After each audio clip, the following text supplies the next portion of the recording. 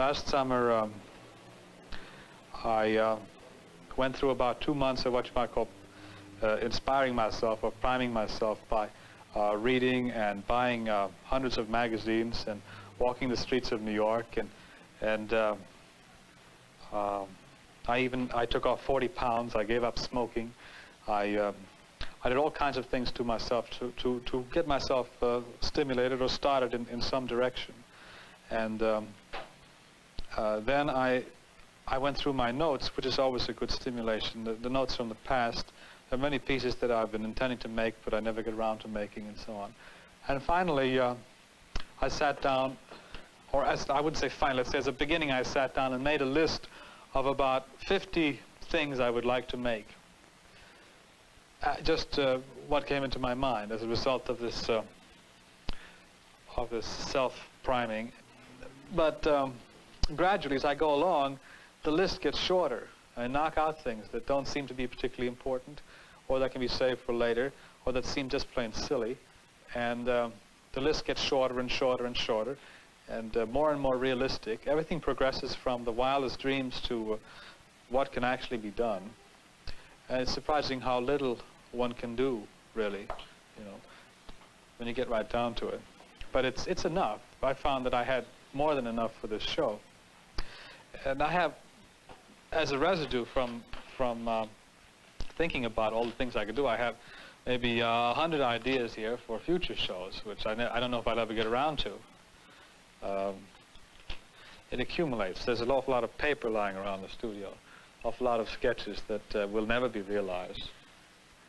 But you know, all you care about is that there should be, maybe out of all of this stuff, maybe there should be 50 good ideas, because you can really work a lifetime on one good idea.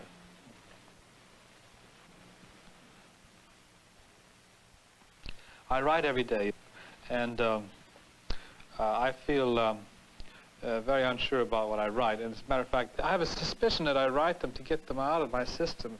Some of them are certainly an honest attempt to explain what I'm doing to myself, but many of them are very frivolous and nasty. There's not a lot of nasty remarks in it. Really, they're kind of a way of getting the stuff out of my system. So they don't serve as a guide to my work necessarily. They're quite tricky that way. And I think they're also rather badly written. But it's a compulsive thing. The need to touch the typewriter and to make the words appear on the white page. It's something, among other things, which makes the day go by. I think it's very hard to be an artist because there's nothing going on in your life. I mean, unless you're working with something monumental like carving marble, your day goes by and you have to find all kinds of different ways to engage your senses, you know, something with the hands, or I mean, I read about poets constantly drinking tea and so on. And you have to, because I work all day long, I don't stop for lunch or anything like that. I just get up in the morning and I wander around my studio all day long, and sometimes half the night, you know, until something happens. So typing is a way of relieving the boredom of the studio. Sometimes some rather nice things come out, and I try after a show to go through the material and select out what seems valuable and true. But I'm a very poor critic of my own writing, and I really don't want to be a writer. I feel I'm much more honest in expressing myself through plastic form. I should have started becoming an artist much sooner, because I was always very interested in art and drawing. But as it turned out, I didn't become professionally involved with art until after I had been to college, and after I'd worked a year and a half after college as an apprentice newspaper reporter, which seemed like a dead end. And I then took the leap into art, into full-time studying art. But I studied mostly on my own. I had already gone to college, so I didn't feel like going through that again.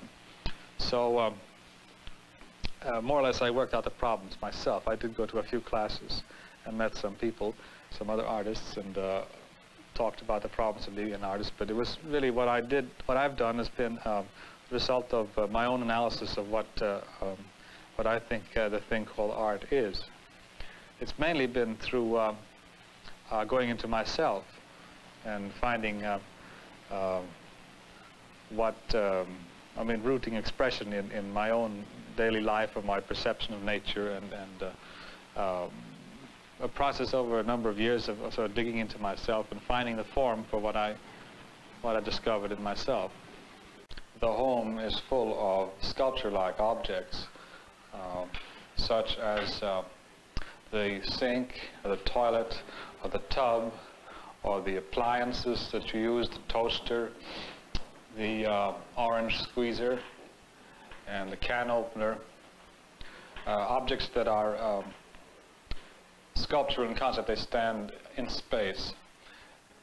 It's also the fact of porcelain or enamel, that it looks so much like a patent vinyl, and it's possible to make something out of vinyl that looks like soft porcelain. That had a lot to do with this choice. But it's really to develop the theme of the home. The next step would be the living room.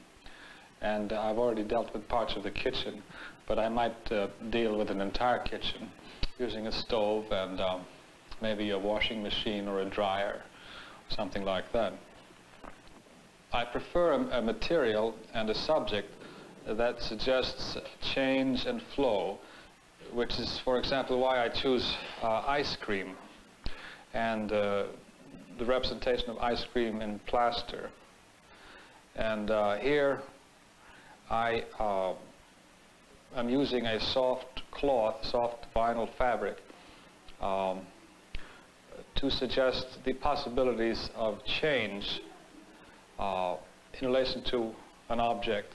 That is, in the soft version of the sink, it's possible to see the sink from above and from beside and from the front at the same time, because the front of it falls down in the soft version.